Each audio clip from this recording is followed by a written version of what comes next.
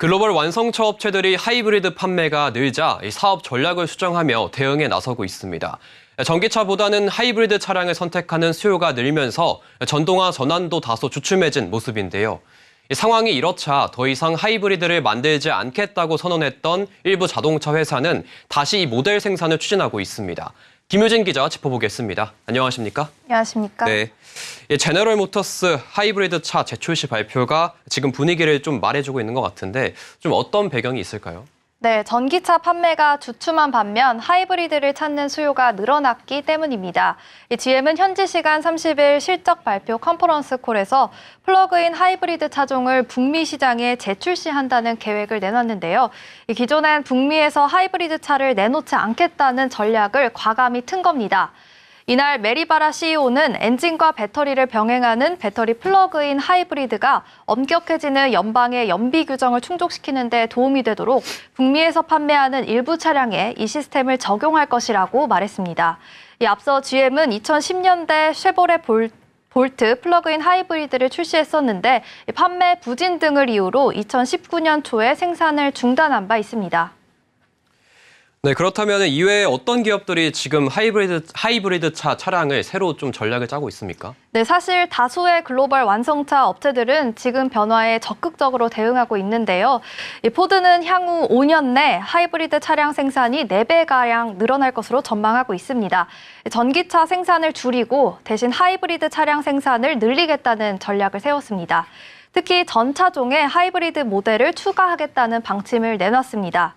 토요타는 이미 시장 상황에 따라 내연기관차와 전기차, 하이브리드 차 등 포트폴리오를 골고루 갖추고 각 시장 특성에 맞춰서 전략 차종에 집중하는 전략을 고수하고 있습니다. 지난해 글로벌 시장에서 총 342만 대의 하이브리드 차를 판매했는데요.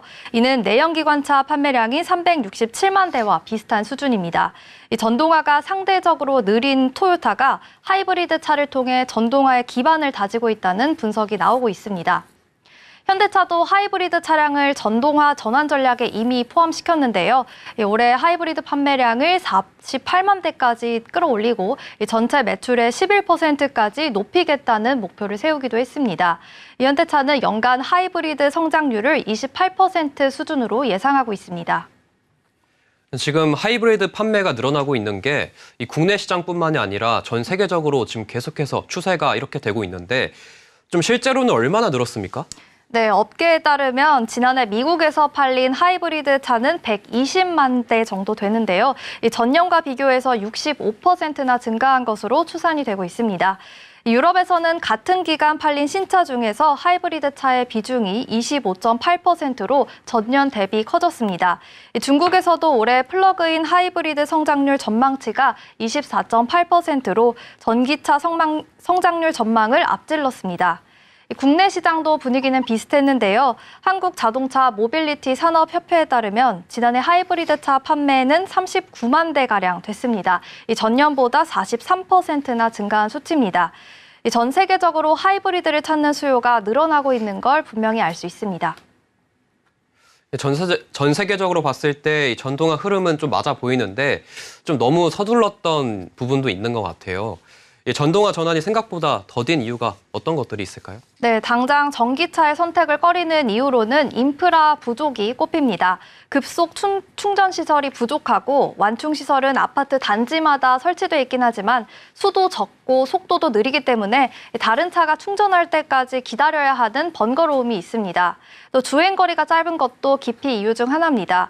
지방이나 장거리 운행을 하려면 중간에 충전을 할 수밖에 없는데 전국 200여 곳 휴게소에서 이 수요를 감당하기는 어려운 상황입니다.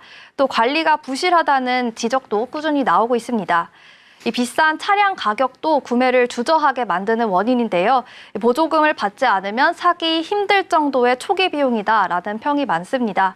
여기에 화재 등의 안전 문제가 발생할 때마다 소비자들의 신뢰도 떨어지고 있어 안정 정책과 가이드라인 수립이 필요하다는 목소리도 꾸준히 나오고 있습니다. 네, 그렇습니다.